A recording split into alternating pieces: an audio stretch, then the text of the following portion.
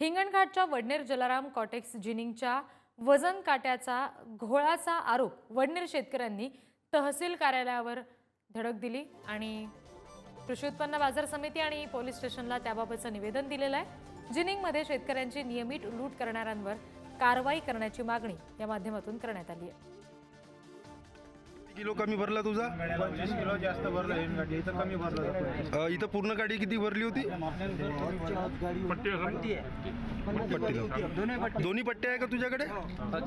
गाडी नंबरची सर्व 25 किलो कमी भरला। काट्यामध्ये शेतकऱ्याची काट्यामध्ये जे निवडणूक होत आहे आणि आजपर्यंत जो कापसामध्ये